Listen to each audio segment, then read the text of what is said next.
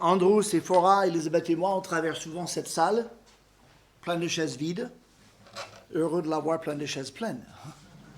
Très heureux d'être avec vous et que vous soyez avec nous ici, à la Rhode.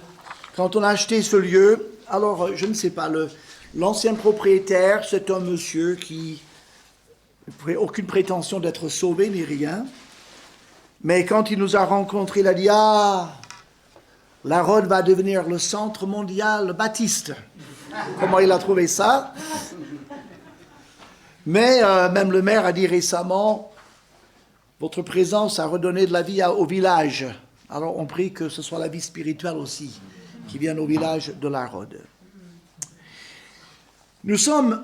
Le sujet principal de finalement cette série de réunions, ce n'est pas essentiellement de voir en détail tous les temps de la fin et tous les événements dans leur ordre chronologique, soit que David nous a donné de la nourriture, des feuilles, des renseignements précis à ce sujet. Mais le but même de l'Apocalypse, d'ailleurs quand les gens comprennent Apocalypse, ils comprennent catastrophe. N'oublions jamais que ce n'est pas... Le livre parle de catastrophe, mais le thème principal du livre, c'est la révélation de Jésus-Christ. La révélation de Jésus-Christ, tout-puissant, roi glorieux, qui met fin aux injustices, comme Ésaïe 53 et les évangiles sont l'image de Jésus-Christ, agneau de Dieu. Et dans la gloire de Jésus-Christ, qui est dévoilée dans le livre de l'Apocalypse, on voit le roi des rois et le seigneur des seigneurs sur un cheval blanc, avec son épée. On l'appelle la parole de Dieu et qui va batailler et vaincre l'Antéchrist dans la bataille d'Armageddon. Mais on le voit aussi comme l'agneau qui est comme immolé au milieu du trône, qui seul est digne d'ouvrir les sceaux du jugement du livre. Le sujet ce soir, on va commencer en 2 Thessaloniciens chapitre 2, qu'on a déjà largement vu aujourd'hui. Ne vous laissez pas troubler. C'est ce que l'apôtre Paul a dit aux Thessaloniciens, qu'il était justement troublé. Et il dit, pour ce qui concerne l'avènement de notre Seigneur Jésus-Christ, donc le retour glorieux de Jésus-Christ, et notre réunion avec lui, nous vous prions, frères, de ne pas vous laisser facilement ébranler dans votre bon sens, et de ne pas vous laisser troubler, soit par quelque inspiration, soit par quelques paroles, ou par quelques lettres qu'on dirait venir de nous, comme si le jour de Christ était déjà là, que personne ne vous séduise d'aucune manière. Et là, l'apôtre Paul, il parle des 3 réactions que peuvent avoir les enfants de Dieu devant le spectre des temps de la fin. La première réaction qu'il dit dans le verset 1, c'est être ébranlé dans son bon sens, perdre le nord, perdre le sens de la réflexion. La deuxième, c'est d'être troublé. Ne soyez pas troublés, dit-il. Et la troisième, c'est d'être séduit. Donc, que nous soyons ébranlés, troublés ou séduits, les 3 sont de mauvaises réactions vis-à-vis des temps d'avenir.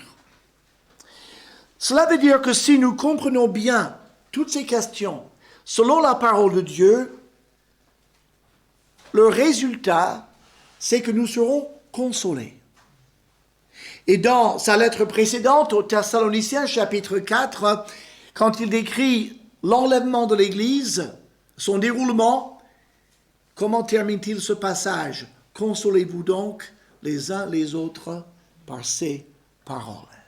C'est de la consolation que Dieu donne. Donc, ça doit nous servir de clé pour bien comprendre toute la question de la fin des temps.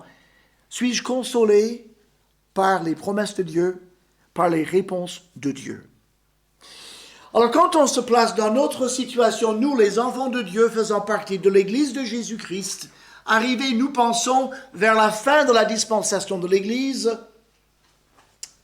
qu'est-ce qui pourrait nous troubler?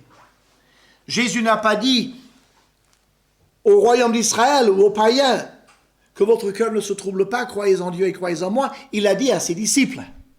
Il a dit aux enfants de Dieu. La partie des événements qui pourrait nous troubler le plus, sans doute nous les enfants de Dieu, c'est cette question de l'enlèvement de l'Église et la tribulation. Alors comme on a déjà dit, il y a des gens qui pensent que l'Église va traverser toute la période de la tribulation. Alors nous en théologie, on appelle ça des post-tribulationnistes. L'enlèvement arrive à la fin de la tribulation. D'autres sont mi-tribulationnistes, c'est-à-dire on passe les 3 premières années et demie et on s'en va vers le ciel, et les 3 dernières années, là, Satan se déchaîne, le Seigneur se déchaîne, et ça va très mal dans le monde. Mais au moins, on n'a pas vécu la dernière moitié de la tribulation.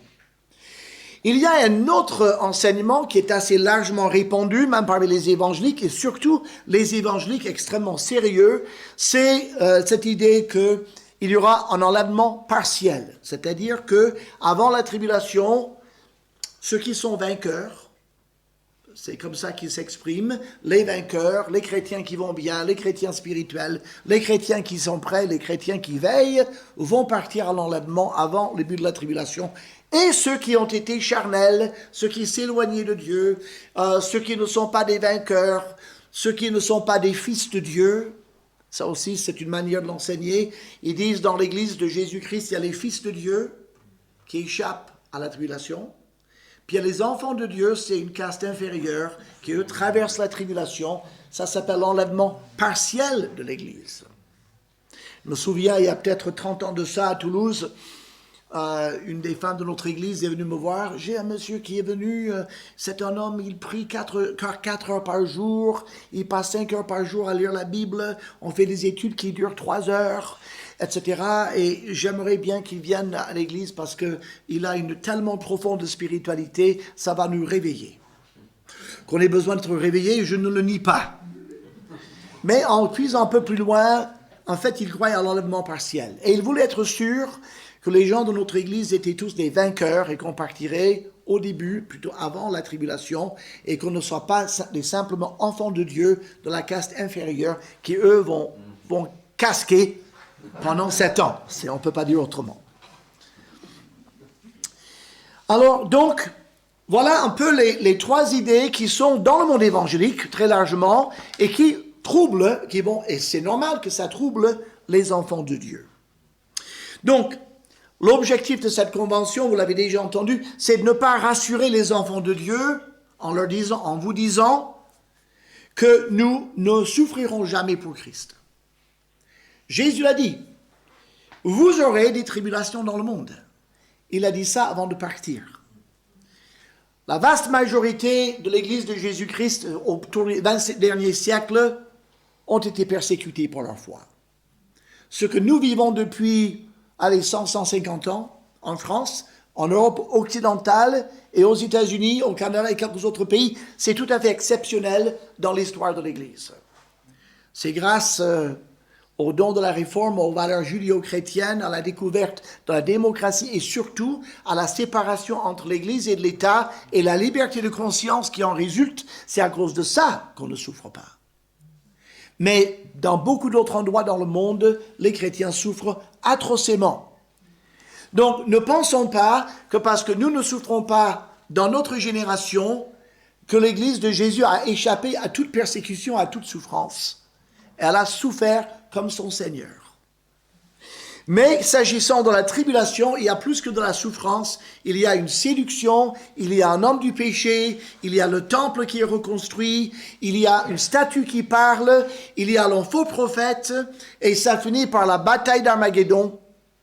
Et les Juifs sont pour grande partie massacrés, et certains sont sauvegardés pendant la tribulation pour entrer dans le royaume du Seigneur. Alors, si on veut vraiment voir clair par rapport à notre destination, est-ce que nous, on va traverser finalement la tribulation, une partie, la totalité, pas du tout? Est-ce qu'une partie va traverser et l'autre partie sera épargnée? Il y a une chose essentielle qui a déjà été mentionnée, c'est Israël, le peuple d'Israël et l'Église sont 2 entités entièrement différentes. Alors, bien sûr, aujourd'hui, depuis 2000 ans, le mystère de Christ, c'est que les Juifs et les païens forme un peuple en Jésus-Christ. Il a renversé le mur de l'inimitié qui séparait les Juifs des païens par une sorte de racisme. Ça a été brisé. Et gloire à Dieu, toutes les ethnies du monde se retrouvent dans l'Église de Jésus-Christ. Et nous sommes plus qu'unis, nous sommes un dans le Seigneur.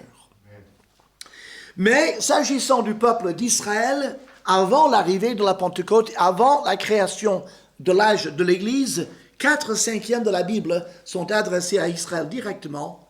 1/5 de la Bible est adressé à l'Église. Je vais vous donner 11 différences. Il y en a 24 au total. Deuxième différence. Israël a reçu des promesses terrestres dans les alliances faites à Abraham, David, etc. L'Église a reçu des promesses célestes par l'Évangile. Notre vie est cachée avec Christ en Dieu. Nous attendons le céleste. Israël est la descendance biologique d'Abraham, dont quelques-uns de sa postérité sont des gens spirituels, la postérité spirituelle, qui ont compris le Messie et qui l'ont reçu. L'Église est composée uniquement de la descendance spirituelle d'Abraham, c'est-à-dire les gens qui ont eu la foi d'Abraham. On entrait dans le peuple d'Israël par une naissance physique et suivie pour les mâles par une circoncision. On entre dans l'Église par une naissance spirituelle, la nouvelle naissance. Israël est composé d'une nation bien distincte. L'Église est composée d'individus de toutes les nations. La 6e différence, c'est le reste. Ce qui reste d'Israël sera un jour sauvé au terme de la tribulation grâce à la nouvelle alliance que Dieu a promis par Jérémie 600 ans avant la naissance de Jésus. Cette nouvelle alliance a été faite avec Israël et nous en bénéficions. Mais un faible reste d'Israël sera sauvé à la fin de la tribulation. Romains chapitre 11. L'Église, nous, on est sauvés maintenant par la mort de Jésus et sa résurrection. Une 7e distinction, c'est qu'Israël connaît Christ comme le Messie. On le connaît comme Emmanuel, comme roi. L'Église, nous le connaissons comme notre Sauveur, notre Seigneur, notre époux et notre chef. Une autre distinction, le Saint-Esprit venait sur certains Israélites, parfois temporairement. Mais le Saint-Esprit habite en nous, tous les membres du corps de Christ, perpétuellement, et sans jamais pouvoir nous quitter. Nous avons été baptisés du Saint-Esprit pour former un seul corps. Nous avons été scellés, nous avons été plongés en Christ par l'Esprit et plongés dans l'Esprit par Jésus-Christ. Il ne peut pas partir et nous ne pouvons pas le quitter. Une autre différence, Christ reviendra en puissance et en gloire pour délivrer Israël et pour établir un royaume de 1000 ans. Mais il revient pour l'Église pour l'amener dans sa demeure céleste. Et nous serons ainsi toujours avec le Seigneur. On le rencontre dans les airs. Si vous lisez les prophètes, avec larmes, ils écrivaient à Israël comme étant la femme infidèle de l'Éternel. L'Église est l'épouse de Dieu le Fils, Jésus-Christ. Le retour de Christ pour Israël est précédé de très nombreux signes. Matthieu 24, 25, etc. De très nombreux signes annoncent son arrivée. Le retour de Christ pour son Église peut arriver à n'importe quel moment. On appelle ça l'immanence, ou l'imminence. C'est imminent. Ça pourrait arriver n'importe quand. Il n'y a aucun événement qui doive se produire avant l'enlèvement de l'Église. Tandis qu'il y a de nombreux signes et de choses qui doivent se mettre en place avant le retour de Jésus-Christ en gloire. Alors, il y a un deuxième problème. Donc, quand on confond Israël en tant que peuple et l'Église, on va lire des passages qui sont destinés à Israël et les prendre pour l'Église. Ça, c'est le problème. Une deuxième source de trouble dans cette histoire-là, c'est que parfois, on fait une mauvaise application à l'Église de textes qui sont destinés à Israël. Dans le discours de Jésus sur le mont des Oliviers, vous connaissez bien Matthieu 24 et Matthieu 25, Si vous voulez, on peut regarder ces deux passages en les survolant un peu. Matthieu 24 et puis Matthieu 25. C'est un long discours. Et si on rate le premier verset, on ne le comprend pas. Le verset 3 donne le contexte de tout le discours des deux chapitres qui suivent. Jésus est avec ses disciples. Alors ils ont dit, regarde quel temple magnifique, Seigneur, c'est quand même magnifique. Jésus dit, vous savez, bientôt arrivera le jour, il ne restera pas de pierre sur pierre de cet édifice, tout va être brisé. Ou les disciples sont intéressés et tout de suite la question surgit. Dis-nous, verset 3, quand cela arrivera-t-il? Et quand arrivera la destruction du temple de Jérusalem? Et quel sera le signe de ton avènement et de la fin du monde? Et quand on lit l'Apocalypse, on voit bien son avènement et la fin du monde. Voilà la question qu'ils ont posée. Dès lors, Jésus va répondre à cette question. Et donc, il va répondre par rapport à son retour en gloire et ce qu'on appelle la fin du monde. Donc, il donne beaucoup de signes. Dans les versets 4 à 14, il donne des signes qui concernent cette époque de la tribulation. Et il s'agit clairement de cela. Alors, vous avez les faux Christ qui viennent, versets 5 et 6, il y a beaucoup de guerre et de bruit de guerre, ça arrive dans la foulée. Verset 7, une nation s'élève contre une nation, des famines, des tremblements de terre en divers lieux. Et ça, c'est le début, il dit. Après, on vous livrera au tourment et l'on vous fera mourir et vous serez haïs de toutes les nations à cause de mon nom. Jésus est un juif, le peuple juif, il faut l'exterminer. Beaucoup de gens succombent et se trahissent. Des faux prophètes s'élèvent, verset 11. Et verset 13, celui qui persévérera jusqu'à la fin sera sauvé. Ce verset, bien sûr, a fait couler beaucoup d'encre sur beaucoup de commentaires. Est-ce que l'Église de Christ aura la persévérance pour persévérer jusqu'à la fin, à travers les 7 ans de la tribulation? Parce que la Bible, celui qui persévère jusqu'à la fin sera sauvé. Si nous reprenons ce passage et on relit le verset 3, nous comprenons qu'il s'agit d'une époque qui précède directement le retour de Christ en gloire et la fin du monde, à savoir la fin de l'Apocalypse, la fin de la tribulation. Qui sera sauvé pendant l'âge de l'Église? Celui qui est justifié par la foi en Jésus-Christ. Nous avons donc été justifiés par la foi. Qui peut nous séparer de l'amour de Dieu? Rien, parce que Christ est pour nous. Qui sera contre nous? Nous avons le Saint-Esprit qui habite en nous. Nous avons un esprit de filialité, on peut dire Abba Père. Nous marchons par l'esprit, non pas par la chair, etc. Donc, celui qui est justifié par la foi en Jésus-Christ est sauvé. Et donc ici, celui qui persévère jusqu'à la fin est sauvé. C'est une autre époque, c'est une autre condition. Quand Jésus parle de toutes ces choses-là, il parle aussi de ce qu'on appelle la 70e semaine de Daniel et les Juifs en Judée.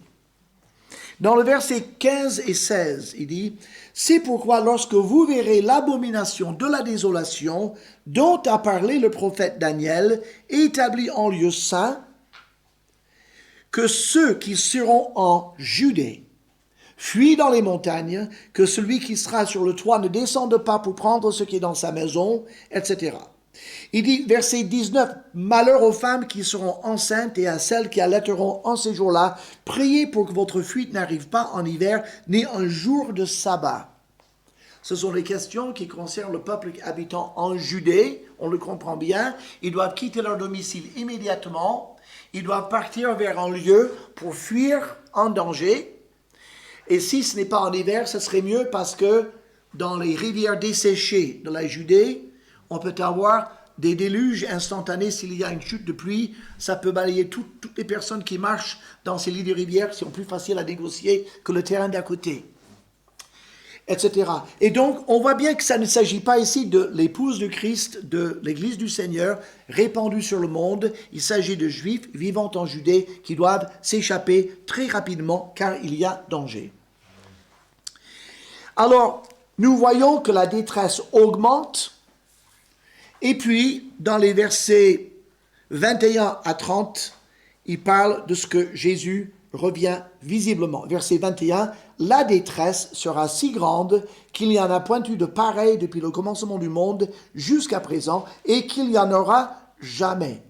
Si ces jours n'étaient abrégés, personne ne serait sauvé. » Donc, c'est un temps qui est limité, sinon tout le monde finirait par périr, dit Jésus. Et donc, verset 29, ces jours de détresse, le soleil s'obscurcit, la lune ne donnera plus sa lumière, les étoiles tomberont du ciel.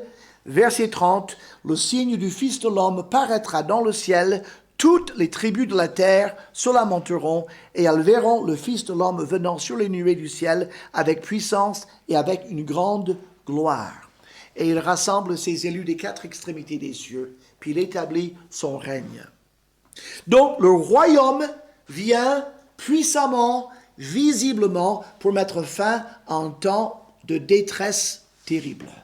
C'est la description parfaite de ce que Daniel a dit aussi en chapitre 9 et ce que Zacharie a dit dans les chapitres 12, 13 et 14.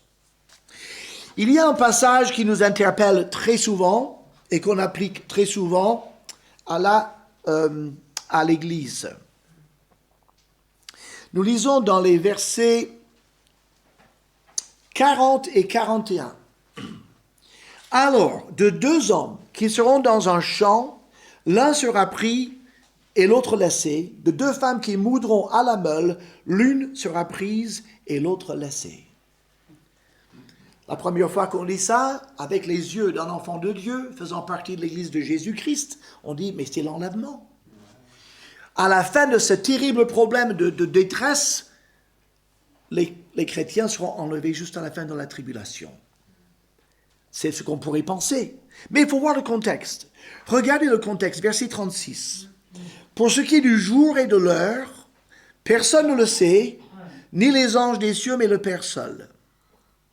Ce qui arriva du temps de Noé arrivera de même à l'avènement du Fils de l'homme. Car dans les jours qui précédèrent le déluge, les hommes mangeaient et buvaient, se mariaient et mariaient leurs enfants, jusqu'au jour où Noé entra dans l'arche. Ils ne se doutèrent de rien, jusqu'à ce que le déluge vint et les emporta tous. Il en sera de même à l'avènement du Fils de l'homme. » Il dit, l'avènement de Jésus-Christ sur la terre est comparable au déluge. Noé et sa famille sont entrés dans l'arche, la porte a été fermée, le déluge est venu et a emporté, a pris tous les incrédules et les a noyés. Jésus dit, c'est précisément comme ça que ça va se passer.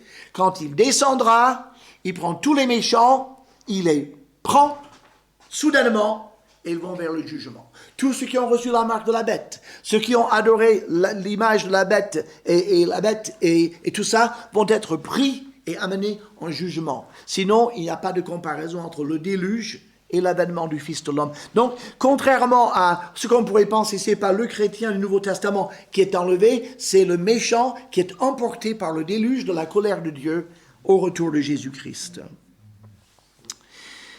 Et puis, regardez versets 48 à 51. Et quand on le lit avec les yeux d'un chrétien du Nouveau Testament, on est troublé.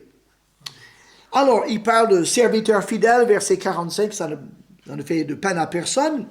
Mais verset 48, si c'est un méchant serviteur qui dit en lui-même, mon maître tarde à venir, s'il se met à battre ses compagnons, s'il mange et boit avec les ivrognes, le maître de ce serviteur viendra le jour où il ne s'y attend pas et à l'heure qu'il ne connaît pas. Il le mettra en pièces et lui donnera sa part avec les hypocrites. C'est là qu'il y aura des pleurs et des grincements de dents. Vous dites, ah, oulala, je suis un enfant de Dieu, si je suis méchant, le Seigneur me jette en enfer. C'est ce qu'on pourrait comprendre. Mais si on le replace dans le contexte du peuple juif, le peuple juif étant le peuple de Dieu, un juif et par conséquent il appartient à son roi, c'est un serviteur de Jésus qu'il le veuille ou non, là c'est un méchant serviteur, donc il n'est pas sauvé, ce n'est pas un enfant de Dieu, c'est un enfant d'Abraham, faisant partie du peuple de Dieu élu, mais lui-même n'est pas sauvé, il fait le mal, etc. Et le Seigneur l'envoie en enfer. C'est là où, quand on comprend la différence entre Israël et l'Église, on dit, d'accord, ça ne me concerne pas, ça ne nous concerne pas, mais ça concerne ce serviteur méchant. Et puis on arrive dans le même discours, puisque Jésus n'arrête pas, il n'y a pas de pause café, rien, il part directement au chapitre 25, et il arrive au royaume des cieux à ces fameuses 10 vierges. Vous avez tous entendu et on a tous pensé, parce que quand on le lit, c'est difficile de ne pas y penser. Ah, moi je suis enfant de Dieu, j'espère que je fais partie des 5 vierges sages, je vais voir si j'ai un stock d'huile. Et les 5 vierges folles, j'en connais dans mon église et je pense qu'elles en font partie. Qu'est-ce qu'elles vont déguster pendant la tribulation? Parce que les 5 vierges sages partent avec Jésus et les 5 vierges folles, elles sont punies. On pourrait facilement le penser. Mais quand on l'examine, et toujours dans le contexte d'Israël, on dit, bon, il y a les vierges, il y a l'époux, où est l'épouse? Où est l'épouse? Elle n'est même pas mentionnée. Pourtant, c'est des noces, c'est bizarre. Pourquoi Jésus n'a-t-il pas mentionné l'épouse? L'épouse de Jésus-Christ était encore dans les intentions de Dieu. C'était quelque chose qu'il avait caché de tout temps et qu'il a révélé par Jésus-Christ, par la Pentecôte et dans le Nouveau Testament. L'épouse de Christ n'existait pas encore. Elle existe aujourd'hui et grâce à Dieu, nous en faisons partie. Donc, Jésus ne pouvait pas, dans cette parabole, et ce n'était pas le but de parler de l'épouse, mais de l'époux qui est lui-même, et puis le peuple qui lui appartient, en nom Israël, dont certains vont persévérer jusqu'à la fin, et d'autres ne persévéreront pas jusqu'à la fin. Est-ce que ces 5 vierges folles qui ne persévèrent pas, qui n'ont pas assez d'huile pour attendre l'arrivée de l'époux, est-ce qu'elles passent par une quelconque tribulation et à la fin, elles sont quand même sauvées? Non, parce que dans le verset 11 et 12, les autres vierges vinrent et dirent, « Seigneur, Seigneur, ouvre-nous. » Il répondit, « Je vous dis en vérité, je ne vous connais pas. » Est-ce possible que Jésus parle à ces 5 vierges qui sont soi-disant les amis de l'époux en disant qu'il ne les connaît pas? Mais oui. Si ces 5 vierges représentent la partie d'Israël, les amis de l'époux, normalement, mais qui ne persévèrent pas, qui ne prennent pas position pour le Messie, qui se laissent prendre par l'Antéchrist, dont le témoignage s'éteint, si jamais il y en avait eu, et donc tout Israélite qu'elles sont, Jésus, le divin époux, ne les connaît pas. Et elles vont en enfer. Et donc, si on reste dans le contexte Israël, l'Église, ici c'est Israël, on comprend que à travers Jésus, tout ce qu'il fait là, c'est d'illustrer celui qui persévérera jusqu'à la fin sera sauvé. Et je vous raconte sous forme de 10 vierges, donc la moitié sont allées jusqu'au bout et l'autre moitié s'est arrêtée en chemin. Nous arrivons au jugement des nations, toujours dans le même discours, dans les versets 31 à 46. Verset 31. Le Fils de l'homme viendra dans sa gloire avec tous les anges, il s'assiera sur le trône de sa gloire. Toutes les nations seront assemblées devant lui. Les nations, pas les individus. Regarde comment il les classe. Il les classe par nation. Et le roi dira à ceux qui seront à sa droite, « Vous qui êtes bénis de mon Père, prenez possession du royaume qui vous a été préparé dès la fondation du monde. J'ai eu faim, vous m'avez donné à manger, j'ai eu soif, etc. » Et vous connaissez. Et les justes disent, « Mais quand est-ce qu'on t'a vu être comme ça ?» Et puis il leur dit, en quelque sorte, « J'étais représenté par ces plus petits de mes frères. » Alors, ça nous met la puce à l'oreille. Ces gens-là, pendant le temps de la tribulation, parce que ça vient à la fin de la tribulation, Jésus descend avec grande gloire et fait le jugement des nations, et il fait la distinction entre les nations qui ont globalement aidé le peuple d'Israël dans sa détresse, Et Jésus le prend pour lui. Et les gens qui, globalement, n'ont pas aidé Israël dans sa détresse, on peut penser à toutes les nations qui vont suivre l'Antichrist et qui vont persécuter le peuple d'Israël. Donc, ça veut dire qu'il y a des gens qui vont avoir soin du peuple juif, même pendant la tribulation, et d'autres qui vont vraiment être dans l'esprit d'Antichrist et qui vont persécuter le peuple de Dieu. Parce que ce que Satan veut faire, s'il pouvait, c'est détruire totalement le peuple d'Israël. Puisque Dieu a dit, jusqu'à ce qu'il n'y ait plus de soleil, même quand le soleil partira, Israël restera toujours un peuple. Et ce peuple est indestructible. Satan, il écoute. Ah, si je pouvais le détruire, Dieu serait menteur. La fin de la partie. C'est pour ça qu'il est acharné contre ce peuple.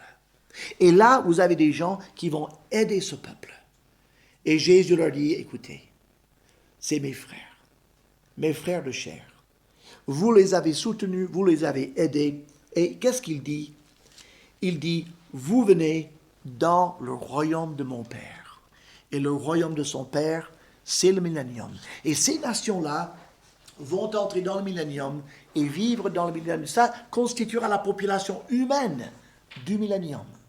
Et où vont les nations qui ont fait contre Israël et qui l'ont persécuté, etc.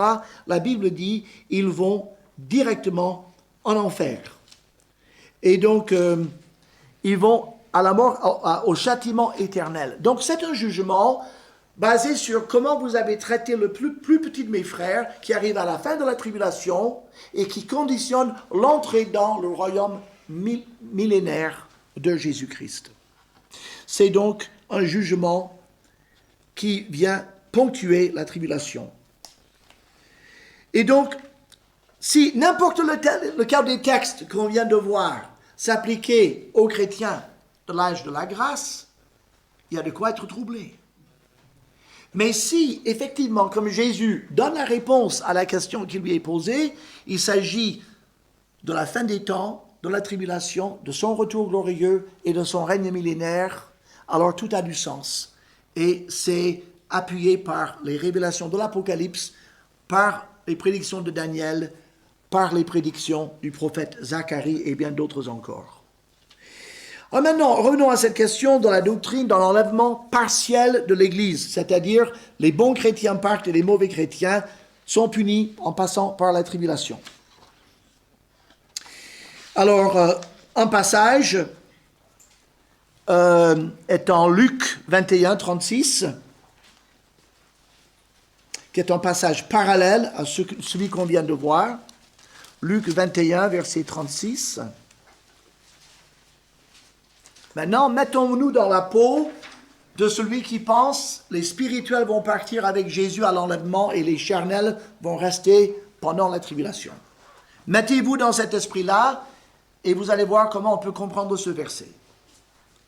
Veillez donc et priez en tout temps, afin que vous ayez la force d'échapper à toutes ces choses qui arriveront et de paraître debout devant le Fils de l'homme.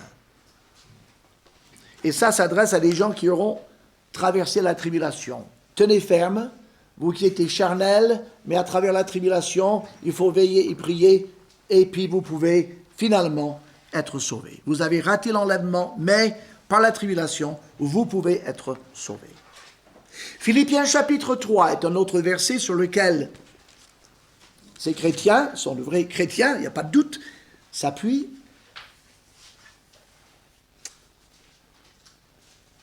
Il dit, voilà, verset 17, « Soyez tous mes imitateurs frères et portez les regards sur ceux qui marchent selon le modèle que vous avez en nous, car il en est plusieurs qui marchent en ennemis de la croix de Christ. Je vous en ai souvent parlé et j'en parle maintenant encore en pleurant. Leur fin sera la perdition. Ils ont pour Dieu leur ventre. Ils mettent leur gloire dans ce qui fait leur honte. Ils ne pensent qu'aux choses de la terre. » On a quand même l'impression ici, c'est écrit à une église, on a l'impression qu'il parle de gens qui ne sont pas convertis. Mais si on dit, ah, c'est peut-être des gens quand même qui sont convertis, mais très charnels. Alors il y a nous autres, verset 20, nous les spirituels. Notre cité à nous est dans les cieux, d'où nous attendons aussi comme sauveur le Seigneur Jésus-Christ. Eux, ils vont être jugés en étant punis par Dieu, mais nous, les spirituels, on va partir parce que nous, on attend le ciel. Tite 2, voilà, Tite 2, 11 à 13. Et Tite 2, 11 à 13 est un passage où Dieu nous appelle à la sanctification. Car la grâce de Dieu, source de salut pour tous les hommes, a été manifestée. Elle nous enseigne à renoncer à l'impiété et aux convoitises mondaines et à vivre dans le siècle présent selon la sagesse, la justice et la piété, en attendant la bienheureuse espérance et la manifestation de la gloire de notre grand Dieu et Sauveur Jésus-Christ. Si on le lit différemment, ceux qui n'écoutent pas la leçon de la grâce, qui ne renoncent pas à leur convoitise mondaine et qui vivent dans le siècle pas selon la sagesse et la justice et la piété, c'est qu'ils n'attendent pas le retour de Christ et ils ne seront pas enlevés. On prend tout en négatif et on pourrait peut-être dire que on le comprend, mais ce n'est pas ce qu'il dit. Ce qu'il dit, la grâce de Dieu nous enseigne tous à vivre dans la sagesse et la sanctification. Pourquoi?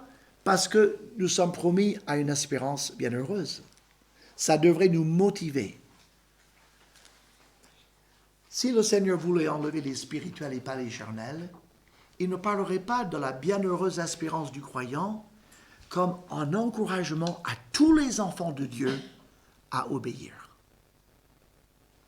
Mais le fait qu'ils disent, vous êtes tous promis à la gloire, commencez à vivre d'une manière digne du ciel. Comme nous dirions à nos enfants, si vous en avez plusieurs, écoutez, dans notre famille, on a des règles, on ne ment pas. Si votre enfant ment, vous n'allez pas dire, tu as menti, tu n'y fais plus partie de ma famille. Tu as contre... Non, on va dire, tu as menti, il faut confesser ce péché. Sache que dans la famille, on ne veut pas de mensonges. Et ça va être plutôt un moment éducatif pour cet enfant qui est désobéissant, plutôt qu'une menace de le déshériter de la famille. Et Dieu est constamment en train de chercher ses enfants et les ramener. Et quand nous péchons, il dit, mon enfant, ce n'est pas ce que nous sommes. Quand tu pêches, tu ne vis pas de ton identité en Christ. Rends-toi compte de ce que j'ai fait de toi par grâce et vis en conséquence de cette grâce qui t'a été faite. Et les épîtres sont remplies de ce genre d'exhortation. C'est au contraire un Dieu qui nous reconnaît tous pour ses enfants. Il dit, vu la sainteté dont tu vas hériter, vis déjà saintement. La grâce de Dieu, c'est ce que ça t'enseigne. Non pas faire ce que tu veux, mais vivre saintement et répondre comme un adulte à cette grâce que Dieu t'a donnée. Alors, il y a des problèmes, il y a plusieurs autres passages. 2 Timothée 4, verset 8, si vous prenez des notes, ou bien Hébreux 9, verset 28, qui dit que Christ est apparu une seule fois pour porter les péchés de beaucoup d'hommes, et il revient une seconde fois pour ceux qui l'attendent pour leur salut. Ce qui veut dire à certains, mais si vous ne l'attendez pas pour votre salut, il vous laisse sur la terre. Quel est l'enfant de Dieu aujourd'hui, même s'il est charnel, qui n'attend pas le salut de Dieu, la délivrance? Il y a bien des chrétiens qui sont charnels et qui disent, mais j'en ai marre, je suis fatigué, je suis dans la défaite, c'est de ma faute. Mais vivement que Dieu vienne et que je sois parfait parce que vraiment voilà, alors on peut dire, tu devrais te sanctifier, c'est vrai. Mais dans leur cœur, il y a un désir de sanctification et ils sont dans la défaite. Et si on accepte Christ, c'est pour être sauvé. Et donc tout le monde l'attend, plus ou moins comme il faut, mais tous les enfants de Dieu attendent le retour de Christ. Alors, le problème avec ce point de vue dans l'enlèvement partiel, d'abord, on peut poser un premier point qui est partout dans les épîtres. Tous ceux qui ont reçu Christ comme sauveur bénéficient de son sacrifice. On est tous sauvés par le même sacrifice, on est tous justifiés. Jésus a fait 3 choses. Il a satisfait les exigences de Dieu, la propitiation. Il nous a réconciliés pour toujours avec un Dieu saint et il nous a rachetés et a réglé le problème de notre péché. Il a fait ça par son sacrifice et il nous a offert ça par grâce. Et tous ceux qui ont reçu son sacrifice sont dans ce cas-là. Tous les enfants de Dieu sont revêtus de sa justice. Nous ne sommes pas sauvés sur la base de nos mérites, mais par les mérites du Christ. Donc, nous ne pouvons pas être séparés par notre mauvaise conduite. Le fils prodigue ne pouvait pas défaire son ADN qui le liait à son père. Et dans ses pires excès, il était toujours autant le fils de son père que le frère aîné qui, lui, vivait une vie plus sage. Le père était le père des deux enfants. Et Dieu est le père des chrétiens qui, Dieu merci, marchent plutôt d'une manière obéissante. Et le père des enfants de Dieu qui marche d'une manière plutôt désobéissante à certains moments. Le corps de Christ, nous faisons partie du corps de Christ. Est-ce que le corps de Christ peut être scindé en 2 ou 3 ou 1000? Non, le corps de Christ est un. Il est indivisible. Éphésiens 4 nous donne une foi en baptême, en Dieu et Père de tous, en Sauveur, etc. On est un en tout. Le baptême du Saint-Esprit. Nous avons tous été baptisés d'un seul esprit pour former un seul corps. Ce corps ne peut pas être scindé en 2. Il ne peut être divisé en 2 parties. Le Saint-Esprit habitant dans toutes les parties du corps de Christ, dans tous les membres du corps de Christ, est-ce que la moitié de l'Esprit Saint peut partir avec les spirituels et l'autre moitié du Saint-Esprit rester avec les charnels? Non, parce que celui qui retient l'Antichrist doit partir entièrement. Et donc, tous les enfants de Dieu, charnels ou spirituels, ou quelque part entre les deux, doivent partir. Jésus-Christ est un aimant. Et il va attirer l'esprit vers lui. Et tout ce que l'esprit habite part avec lui. Il ne peut pas en être autrement. Le corps de Christ est indivisible. Regardez en Thessaloniciens chapitre 4, où il s'agit précisément de l'enlèvement. En Thessaloniciens chapitre 4,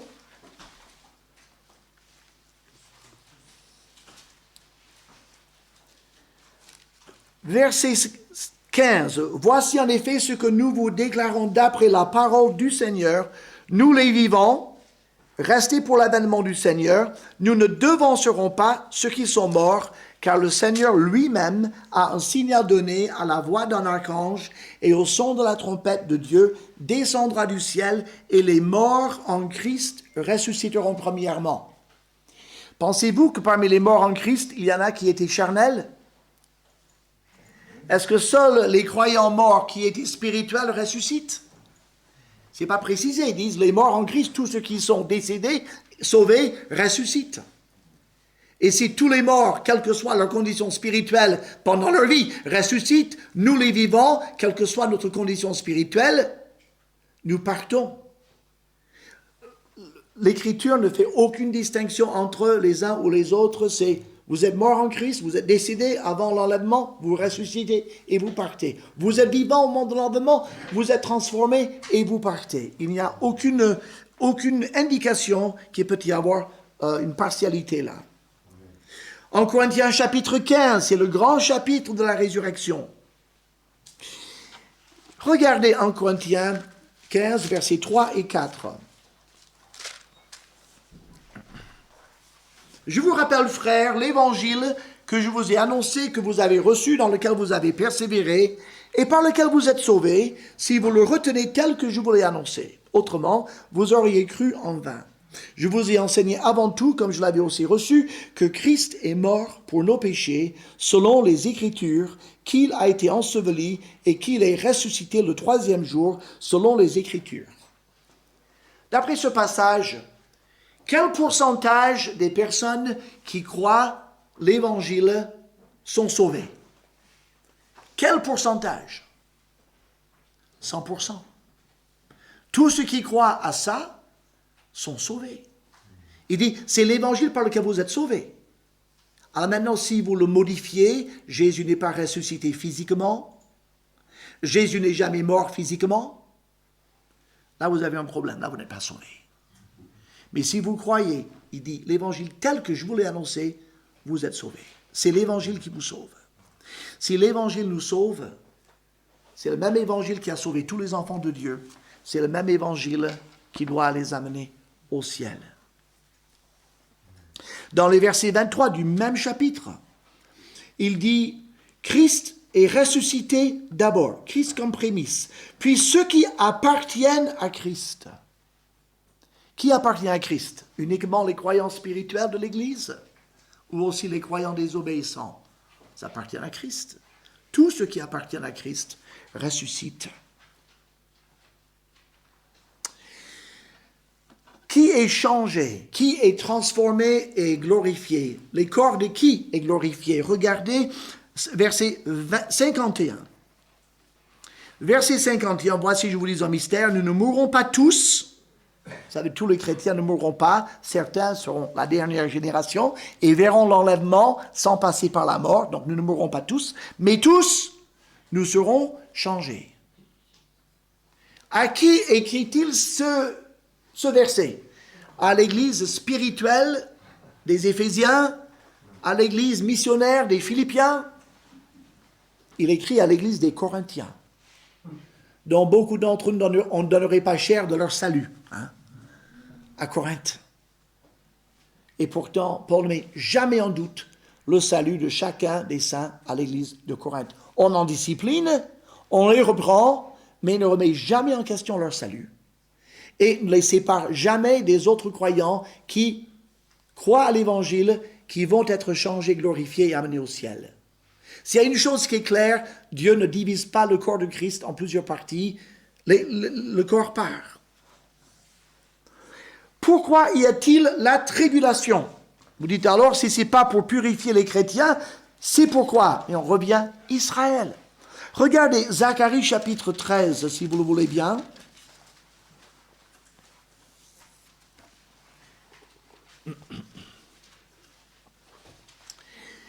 La tribulation est un temps de jugement, c'est aussi un temps de raffinement et de purification du peuple juif.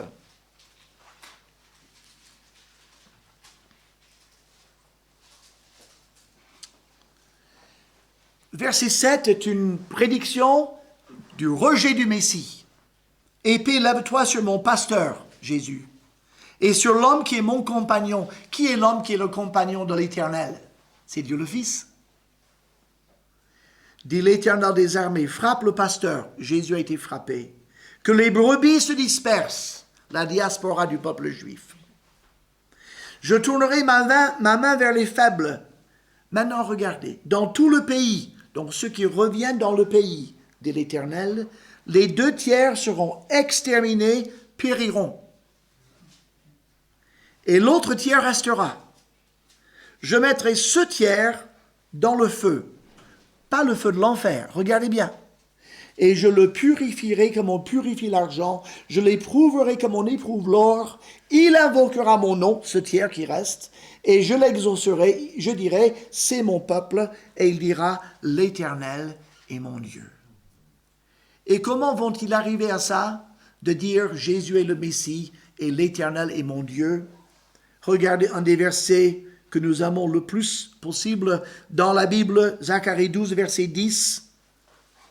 Pendant nous avons cette grande tribulation, l'Éternel dit, verset 10, je répandrai, d'abord verset 9, en ce jour-là, je m'efforcerai de détruire toutes les nations qui viendront contre Jérusalem.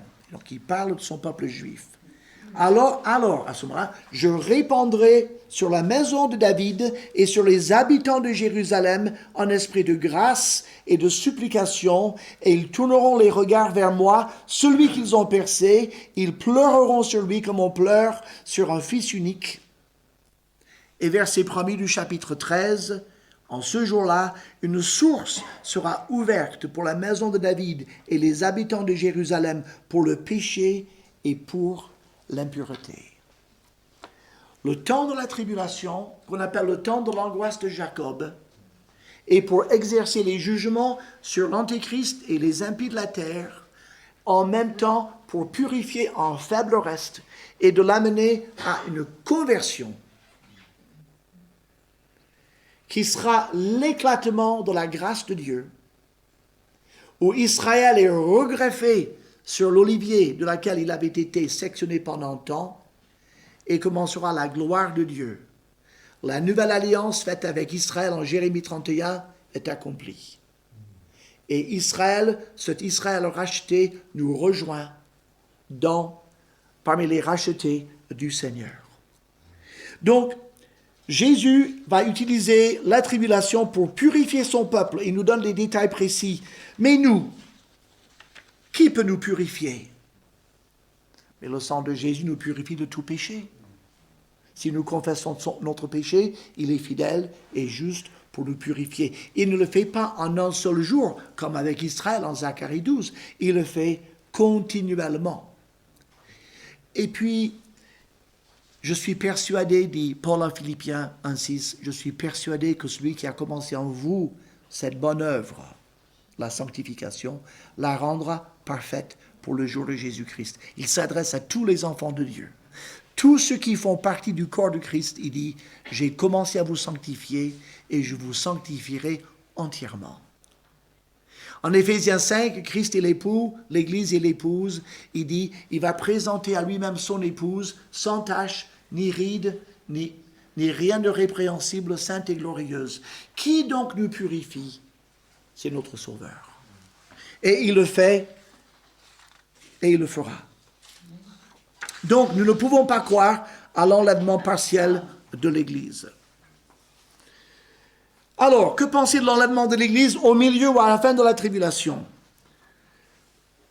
On n'a pas besoin de rester longtemps parce qu'on a déjà posé les bases.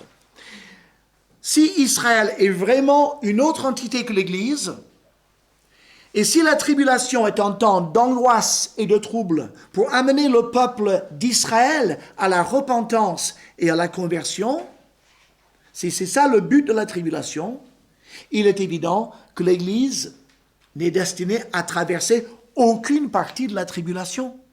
C'est une autre période avec d'autres objectifs qui sont clairement définis. Il s'agit d'un autre peuple et d'autres acteurs. L'Église ne peut pas se télescoper sur une partie ou la totalité d'une période qui ne lui est pas destinée parce qu'elle est séparée, c'est une autre entité que le peuple d'Israël. J'aimerais voir maintenant avec vous Daniel chapitre 9. Je ne vais pas faire les 4 versets, mais j'aimerais vous montrer une chose. Verset 24. Il y a des gens qui disent à 70e semaine de Daniel, c'était le ministère de Jésus-Christ et le début de l'Église. Les 70 semaines sont passées, il n'y a pas de tribulation, parce que tout était fait à la première venue de Jésus. Regardez verset 24. 70 semaines ont été fixées sur ton peuple et sur ta ville sainte, c'est Jérusalem, pour faire cesser les transgressions et mettre fin au péché, pour expier l'iniquité et amener la justice éternelle, pour sceller la vision et le prophète, et pour oindre le Saint des saints. Qu'arrive-t-il à la fin de la 70e semaine? Le péché n'est plus, le peuple est purifié et le pays est purifié. Est-ce que c'était le résultat à la fin de la vie terrestre de Jésus? Non. Donc, à la fin de la 70e semaine, tout doit être en règle et purifié à Jérusalem et en Israël. Et on vient de voir à travers Zacharie et bien d'autres passages que Jésus va faire ça à son retour. Donc, cette 70e semaine est à venir. Le but, on le voit bien dans le verset 24, concerne Israël et le peuple terrestre de Dieu. C'est pour ça que l'Église n'y est pas ni au début ni à la fin. Dans l'Apocalypse, on l'a mentionné, les 3 premiers chapitres, le Seigneur glorifié s'adresse aux 7 églises. Jean est sur la terre, à l'île de Patmos, il écrit. Il envoie les lettres aux 7 églises. Chapitre 4, l'Esprit lui dit, monte ici. L'apôtre Jean monte, et jusqu'à la fin de l'Apocalypse, il est au ciel. Il est tellement au ciel, il a un ange qui l'accompagne, il pose des questions, l'ange dit souvent, tu ne comprends pas ce que... Non, je ne comprends pas. Tu veux qu'on t'explique? Oui, j'aimerais bien qu'on m'explique. Il lui explique. Un peu plus loin, c'est quoi ces coupes, c'est quoi? Il explique.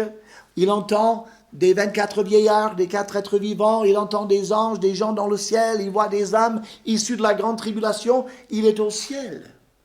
Et il voit tout ça depuis le ciel. Et donc, ce n'est pas une preuve absolue, mais c'est quand même un indice très fort que l'apôtre Jean, le dernier apôtre survivant, voit tous les événements de la tribulation du ciel et pas de la terre. C'est un indice que l'Église est au ciel pendant le temps de la tribulation. En Apocalypse 3, verset 10, Dieu fait une promesse plus claire encore par rapport à cela. Apocalypse 3, verset 10, il parle de l'Église de Philadelphie, cette Église fidèle, missionnaire. Verset 10, Jésus dit à cette Église, « Parce que tu as gardé la parole de la persévérance en moi, je te garderai aussi à l'heure de la tentation qui va venir sur le monde entier pour éprouver les habitants de la terre. » L'heure de la tentation qui vient éprouver tous les habitants de la terre, c'est clair, c'est la tribulation. C'est dit partout. Maintenant, qu'est-ce qui veut dire « Je te garderai à l'heure », c'est-à-dire « Je vous garderai fidèle pendant que vous traversez la tribulation ». Dans le grec, c'est le mot « ek », c'est une petite préposition qui veut dire « hors de ». Je vous garderai hors de l'heure de la tentation qui vient sur la terre pour éprouver les habitants. Je vous épargnerai ce temps. Ce n'est pas l'Église de Philadelphie qui le demande, c'est le Seigneur qui le dit. Et donc, l'Église ne sera pas présente sur la terre pendant cette période d'épreuve détaillée dans tout le restant du livre. En 2 Thessaloniciens chapitre 2, j'arrive à la fin de cette partie-là, et il y a très peu après, si vous faisiez du souci pour votre nuit de repos, ce que je veux comprendre, en 2 Thessaloniciens chapitre 2, et on l'a vu également un petit peu,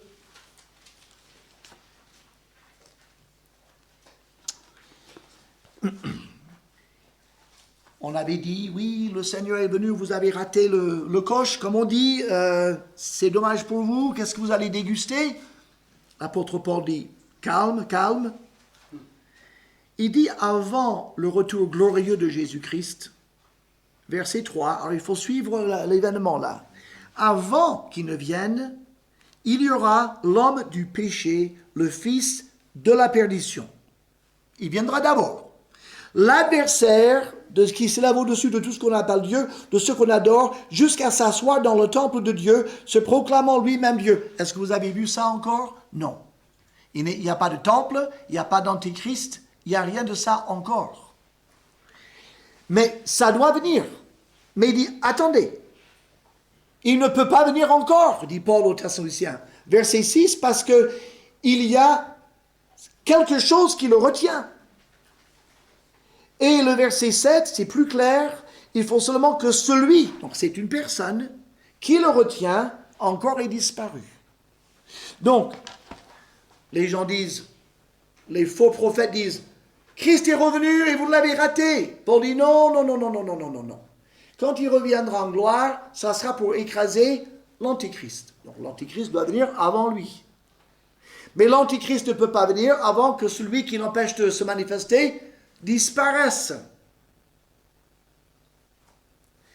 Et donc, si nous suivons l'enseignement ici et l'ordre des événements, celui qui retient l'Antéchrist disparaît, l'Antéchrist apparaît, il fait sa tribulation en quelque sorte, il subit aussi la tribulation à la fin, et puis Jésus descend et met fin à tout cela et règne en gloire.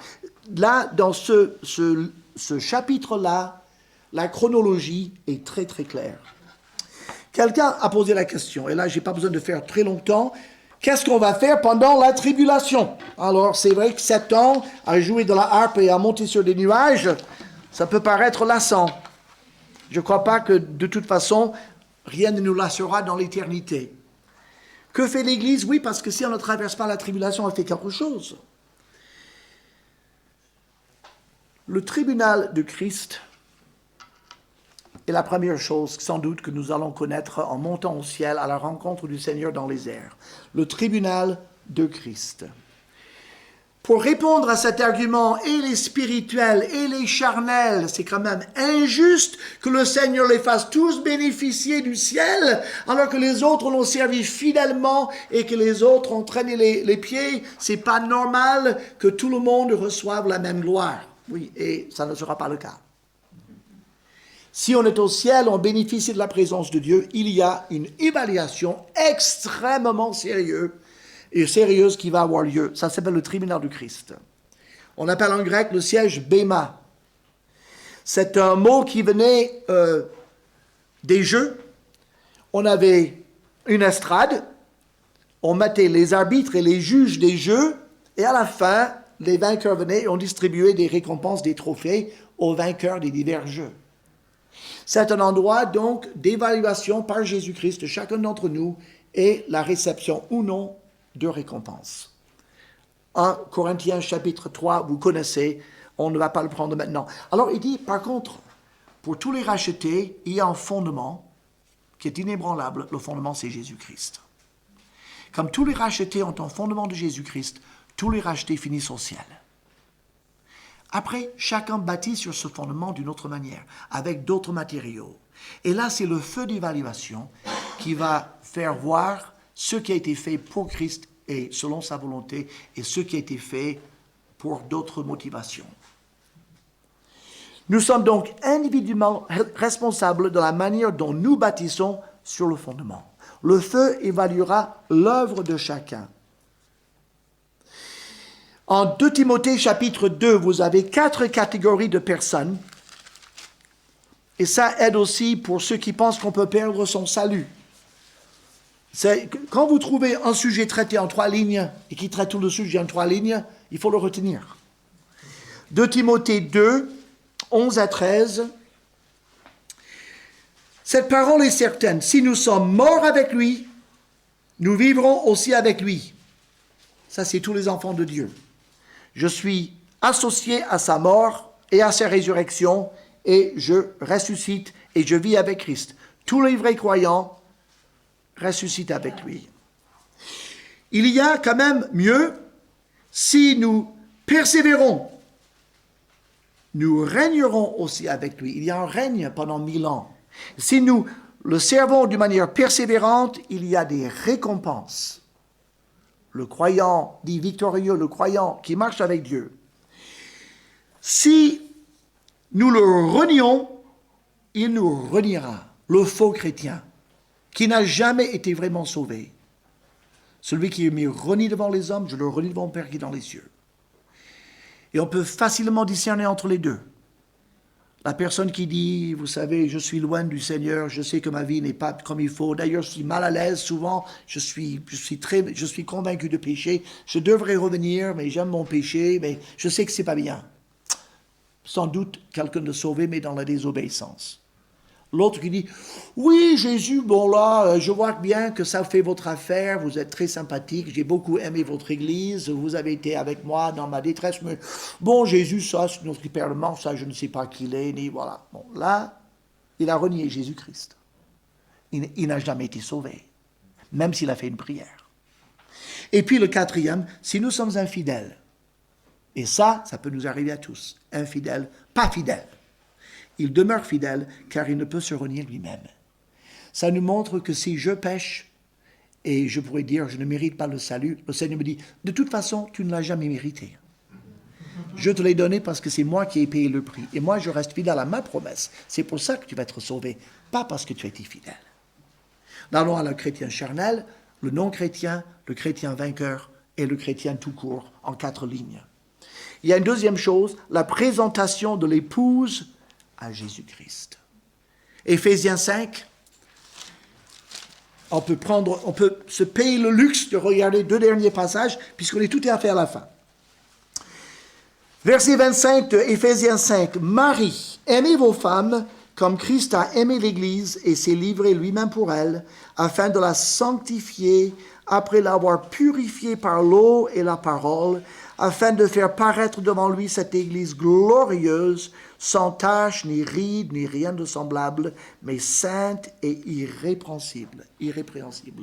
Jésus-Christ Normalement, c'est la mère de la mariée et plusieurs jeunes filles qui aident une épouse à se préparer. Alors quand elle arrive, le marié, il est... Ouh!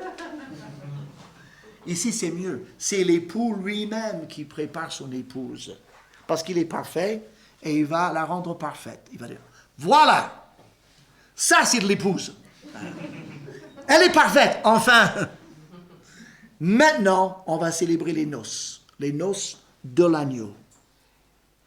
Les noces de l'agneau, quand Jésus revient pour juger et pour régner, comme dans la parabole des 10 vierges, il ne l'a pas dit en Matthieu 25, mais il vient quand même obligatoirement avec son épouse.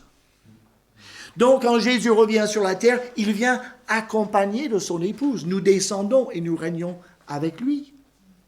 On va célébrer les noces de l'agneau. En Apocalypse 18, si vous prenez le temps de le voir, c'est la chute et la destruction de Babylone.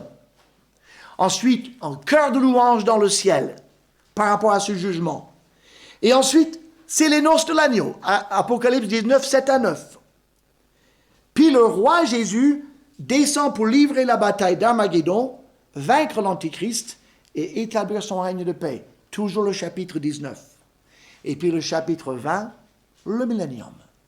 Il se marie, il descend, il vainc l'Antichrist, il établit son règne, et nous, avec lui, nous régnons. Et c'est tout bien détaillé dans le chapitre 18, 19 et 20. Donc, ces 3 événements ayant lieu après l'enlèvement de l'Église et avant le retour glorieux de Christ pour établir son règne, montrent une fois de plus, il faut qu'il y ait un intervalle entre l'enlèvement de l'Église et le retour de Christ pour établir son règne à la fin de la tribulation. Et je l'ai déjà dit, mais je le répète, dans le fameux passage en 1 Thessaloniciens, chapitre 4, revenons, lisons-le une fois de plus. Nous ne voulons pas, frères, verset 13, que vous soyez dans l'ignorance au sujet de ceux qui dorment, afin que vous ne vous affligiez pas comme les autres, qui n'ont point d'espérance. Car si nous croyons que Jésus est mort et qu'il est ressuscité, croyons aussi que Dieu ramènera par Jésus et avec lui ceux qui sont morts. Voici en effet ce que nous vous déclarons, d'après la parole du Seigneur. Nous les vivants, restés pour l'avènement du Seigneur, nous ne devancerons pas ceux qui sont morts. Car le Seigneur lui-même a un signal donné à la voix d'un archange et au son de la trompette de Dieu, descendra du ciel, et les morts en Christ ressusciteront premièrement. Ensuite, nous les vivants qui serons restés, nous serons tous ensemble enlevés avec eux, pas sur le mont des Oliviers, sur les nuées, à la rencontre du Seigneur dans les airs. Et ainsi, nous serons toujours avec le Seigneur. Consolez-vous donc les uns les autres par ces paroles. Divine parole qui soutient ma foi, ta clarté console, on le chante, viens briller en moi. Amen. Amen.